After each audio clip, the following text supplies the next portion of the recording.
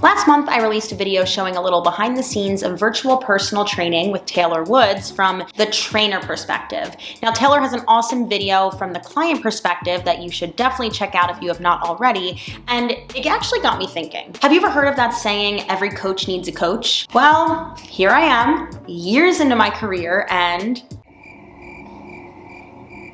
don't get me wrong, like I've worked one-on-one with people with training and coaching, but honestly, I just haven't found that spark. Let me just explain it to you this way. I am not a group project kind of gal. I've always liked to do everything myself. I continue to do that today, which I'm fully aware I'm going to need to outsource things at some point, but this is just how I've always been. So when it comes to training, coaching, and figuring things out, never usually one to ask for someone else's help. But that brings me to my fun collaboration for the month with Jane Simmons. Jane is a friend of mine who is a fellow YouTuber, New York City-based personal trainer, and fellow functional fitness lover. And Jane is my trainer just for this video, but she's amazing. So Jane and I decided to train each other and kind of tell the experience from the client perspective. And I have to say it was a really cool experience after 11 months of losing all social skills and one-on-one connection, and really just having someone comment on my form and give me a program that's specific to my needs and be my cheerleader. It was really nice. So typically all of my videos are under the lens of a personal trainer, but today we're gonna flip that and I'm gonna show you my experience from the client perspective. And make sure when you're done watching this video that you hop on over to Jane's channel and watch her video and her experience as I was her trainer. Speaking of trainers and trainees, I thought it was only appropriate to wear Taylor's merch today. All right, so I have my meeting with Jane in about 30 minutes. I'm gonna show you guys what I'm looking for because I'm gonna take some notes in my notebook. Since I'm also a trainer, I had an idea of some things Jane was gonna ask me during our consultation. So I just took some notes here of what I wanted to discuss with her regarding my general overall goals. But you're gonna quickly see that when I have to explain them to Jane, I lose all ability to form a coherent sentence. Honestly, social skills are a real thing and I have lost all of them in quarantine. So normally when I do this, I wouldn't necessarily do this little elevator pitch if I know you already, but we're just gonna pretend maybe I don't know you. So my name is Jane. I am a certified personal trainer through the National Academy of Sports Medicine. I've lived in New York for about a year and a half, but I'm originally from North Carolina. And I grew up doing theater for a long time. I danced for a really long time. And that's when I found my love for fitness, was originally through dance. And then I got really obsessed with the gym. I wasn't really in it for the right reasons. Which was a good thing and a bad thing because it led me to becoming a trainer. But the more education that I got, the more I realized that I wasn't doing things in the best way for me. I wasn't focusing on my health. I was way more focused on what I looked like rather than what I felt like. So my mission as a trainer is to help you get to your goals while also helping educate you to find the ways that will get you feeling your best, inside the gym and outside the gym. So that's why we are here today. Then Jane asked me a few of the obligatory questions like age, occupation, activity level, all that nitty gritty stuff before we hopped into what I wanted to get out of training with her. Yeah, I love that. So what are your goals? Big goal for me right now would be decreasing some of my little pains here and there. Unlike you, I have some weird stuff going on. I simply cannot subject you to how stupid I sound in my evaluation. So the basic recap is that I had ankle surgery on the left side as a kid. My right hamstring has bothered me for about 10 years, and I've been in and out of PT for it. And recently my left Achilles and my left knee have been bothering me, along with some right low back pain. Also, don't ever be self-conscious if you can't articulate your goals, because obviously the pros can't either sometimes. Yeah, I definitely think that it's for sure connected. I think especially if you look at your fascia slings that go across your body, we find a lot of times that if something's wrong over here, you compensate over here and it's all. So would you say decreasing pain is your main priority right now? Yeah, decreasing pain, but also I feel like I've lost a lot of my strength during COVID. And I think that a lot of that has to do with a lot of the pain that I've been feeling recently. I am more sedentary. I'm moving my body in a totally different way now. And I do actually have heavy weights. Like I have access to a lot of stuff in my apartment, which is great. But I don't think that I'm utilizing it as much as I could because so much of my focus right now is like working on teaching group fitness classes where people don't really have heavy weights. So you feel like you're not, let me just like reiterate it to you so you. Thank you.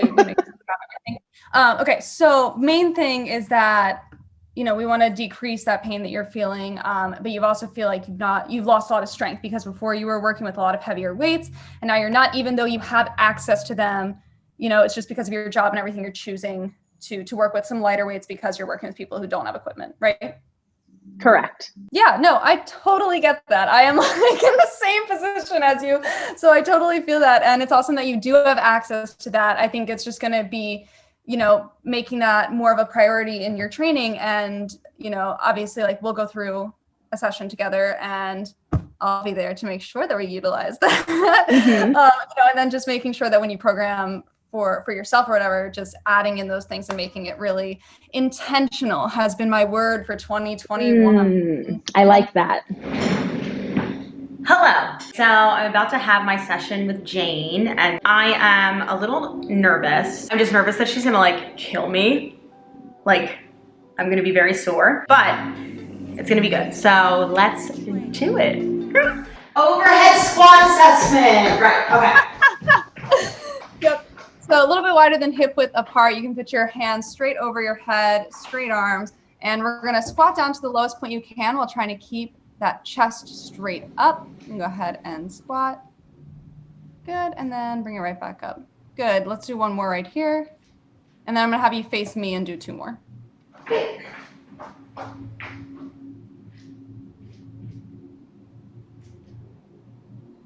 let's do one more. So lovely.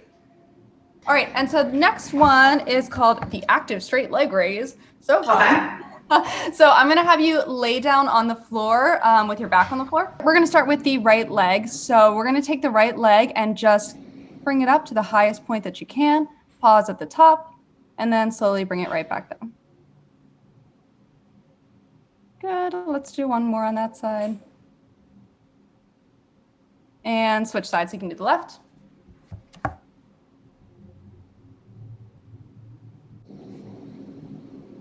And just one more. Great. Last one I have, you can stay on the floor because we're just gonna do a push-up. So you can start in a high plank position.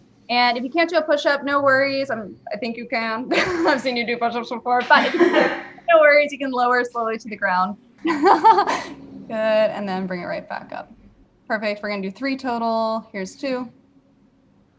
And last one, 3, good. So what I'm looking for there, and I know you already know some of this, but for the viewers who don't know, what I'm looking for there through that overhead squat is your hip mobility, your shoulder mobility, making sure that you can keep your chest up nice and tall the whole time. Ankle mobility is a big one for squatting. That active straight leg raise is a big one for hip mobility. So that's really just to make sure that you're like cleared to deadlift, to do anything that's going to use that. And then the push-up, really all I'm looking for there is your core stability. So just making sure that if for you, like one of your goals is to gain strength. So we want to make sure that your core can take on load before I just like put you under weights, you know? Then Jane led me through a very specific warm-up for the workout we would be doing. This is something that I've always loved about Jane. She's a huge advocate for the specific warm-up and cool down. So if the proper muscles aren't activated and the joints aren't ready for their full mobility, you're not gonna get the full benefits out of the movements that you perform. So we took a ton of time on a lot of unilateral movements since we think I'm a little uneven in which side I favor for certain movement patterns. And since I'd be lifting heavy, ankles, hips, back, and glutes were really the main focal points here. We're just going to bring those hands down to the ground, close the car door with your butt, squeeze the orange in your armpits, press off from the floor through your heels. First exercise we performed was an RDL, or a straight leg deadlift. I had mentioned in our meeting some of my old back pain flaring up from sitting so much and being more sedentary, so this was a great choice to help me just strengthen the muscles of my back. Also, since my knee had been doing some weird things, love that we incorporated this straighter deadlift, or straighter leg deadlift, just to hit the hammies and hopefully even out any quad imbalances that I've been having from dancing and sitting so much. So we're gonna set up in our tabletop position, have your row weight just right there, ready.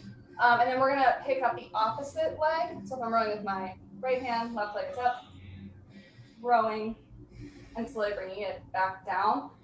Really focused on keeping those hips level. So I paired this with the deadlift, so your glutes already warmed up. Because sometimes we can get a little flex about like QL. Use the low back to lift it. So really think about squeezing that glute, isolating it so that your butt is the thing that's keeping you up the whole time. Cool. I actually had never done these before and I really vibed with them, especially for use with my clients who are working up toward full renegade rows who just can't quite do the full thing yet. So I have straight up stolen them from Jane, but that really is the beauty of watching and learning from others. We can all just share in the knowledge that's available to us out there. So I have my dumbbell in my right hand. I'm gonna lateral lunge, making it more of a hinge than a squat here. Over here, I'm going to use the momentum from pressing up to clean this. So let me show you right here. So again, using the momentum to clean this overhead press. Cool. And if you want to get fancy, if this is feeling good and you want to kind of test your balance a little bit, you can come up, try and grab that balance. So I'm in a knee drive, overhead press, then bring it back down. Cool. Okay.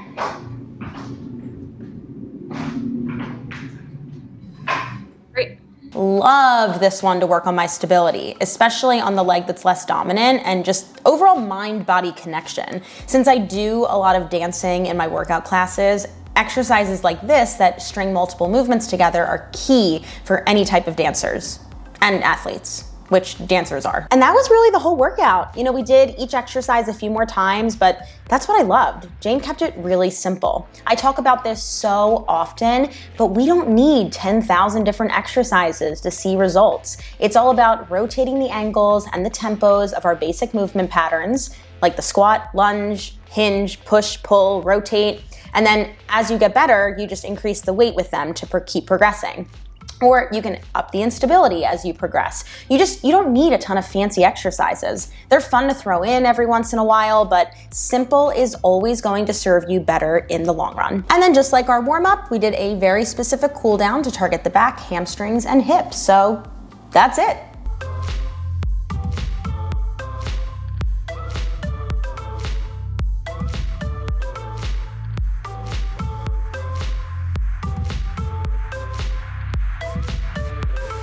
So obviously, I love Jane. I wouldn't want to work with her otherwise. But I think it's important to note that you want to work with people who have a similar mindset as you. Now, I'm not saying that you need to be identical to your coach or to your trainer or whoever you're choosing to work with, but I think it is important that you have the same foundational beliefs. Obviously, Jane and I both preach functional fitness, but when you get into the nitty-gritty, I'm sure there are things that we disagree on or do differently from each other. So I think this is important because you want to make sure that you believe in what you're doing, but also learning and being challenged along the way. So one more time, make sure you head over to Jane's channel. I have left her video linked down below, and make sure you hit that subscribe button on both of our channels so you don't miss any content, and I will see you all in the next one.